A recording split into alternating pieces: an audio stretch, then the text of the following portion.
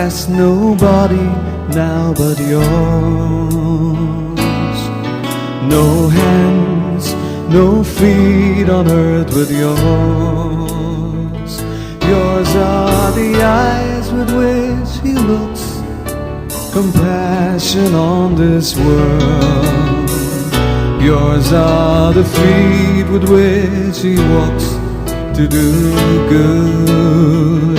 Yours are the hands with which he blesses all the world. प्यारे दोस्तों, आज हम देखने जा रहे हैं हमारा 5वां पाठ, जिसका नाम है कलीसिया मसीह का शरीर। तो दोस्तों, हमने इस गाने में सुना है कि हम सब ईश्वर के शरीर हैं। अगर कोई ईश्वर के शरीर पर अत्याचार करता है तो उनके साथ ईश्वर क्या करते हैं, हम इस वीडियो के द्वारा वह देखेंगे।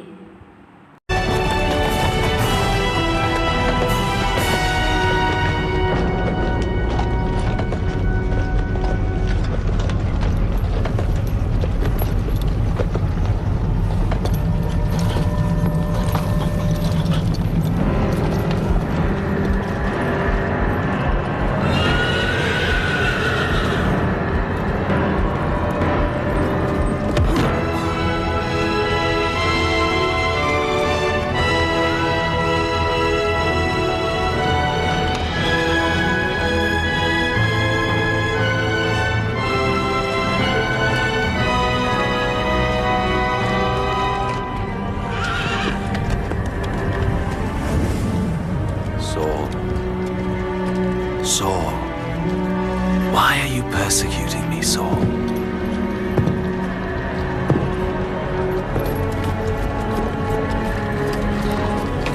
Who are you?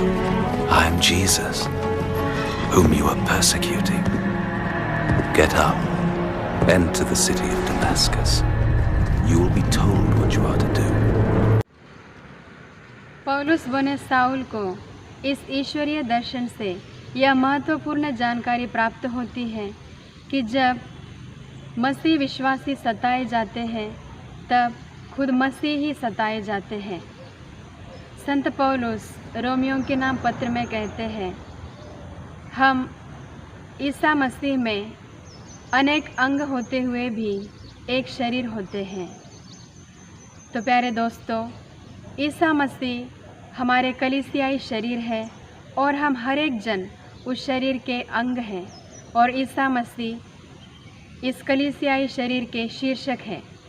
जैसे हमारे पूरे शरीर का नियंत्रण सिर के द्वारा होता है और सिर से आते हुए हर एक आज्ञा हमारे शरीर के हर एक अंग मानते हैं, उसी तरह हम भी ईसा मसीह के शरीर के अंग होते हुए ईसा के जरिए जो भी आज्ञाएं हमें दी जाती हैं उन्हें हम मानना चाहिए। ईसा मसीह कहते हैं कि वे हमें अनाथ नहीं छोड़ेंगे, इसलिए उनकी निरंतर उपस्थिति हमारे कलीसिया में रहती है, पवित्र वचन के द्वारा, संस्कारों के द्वारा।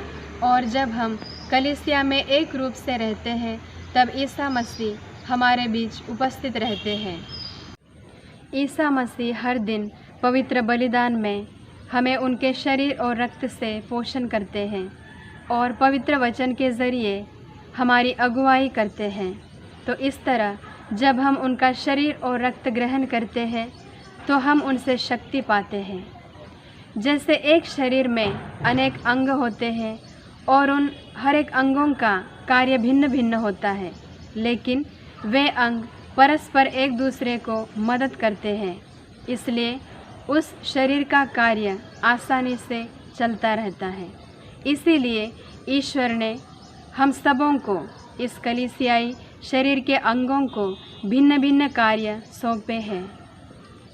प्रेरित संत पौलुस यह कहते हैं, ईश्वर ने कलीसिया में भिन्न भिन्न लोगों को नियुक्त किया है। पहले प्रेरितों को, दूसरे भविष्यवक्ताओं को, तीसरे शिक्षकों को और तब चमत्कार दिखाने वालों को, और इसके बाद कलीसिया में पुरोहित लोगों को और सिस्टर लोगों को इस कलीसिया का कार्य करने ईश्वर ने उन्हें दिया है। और उसी तरह CMI एवं CMC संस्था के संस्थापक संत कुरियाकोस एलियास चावरा यह हमें सिखाते हैं कि जिस दिन दूसरों की भलाई के लिए कुछ नहीं कर सका तो उस दिन को अपनी आयु के दिनों में नहीं जोड़ना। ईसा हमसे प्यार करते हैं और उसी प्रकार हम भी उनसे प्यार करना चाहिए, क्योंकि कलीसिया से अलग करके मसीह को या मसीह से अलग करके कलीसिया को हम समझ न सकते हैं, न प्यार कर सकते हैं। यदि हम कलीसिया को सचमुच प्यार करते हो तो कलीसिया में मसीह को देखना ज़रूरी है। मसीह ही कलीसिया में जीवित है।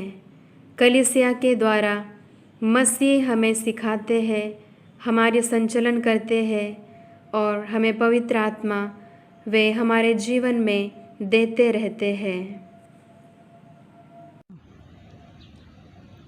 कलीसिया के हर एक सदस्य ईश्वर के शरीर के अंग हैं।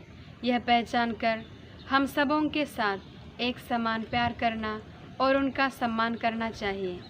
विशेष रूप से जो अनाथ, गरीब, बीमार, दुखी, बच्चे और बूढ़े, इन सबों के साथ हम समान प्यार करें और उनका सम्मान करें। इसी से हम हमारी कलीसिया का अगुवाई कर सकते हैं और हमारे कलीसिया को बढ़ाने में हम मदद कर सकते हैं। तो प्यारे दोस्तों, यह हमारा 5वां पाठ यहीं पर समाप्त होता है और इसके लिए आपको होमवर्क है कि आपको एक सवाल है, उस सवाल का जवाब आपको ढूंढना है। सवाल यह है कि ईश्वर की निरंतर उपस्थिति हमारे कलीसिया में किस तरह से जारी रहती है। इस सवाल का जवाब आपको ढूंढना है। ठीक है।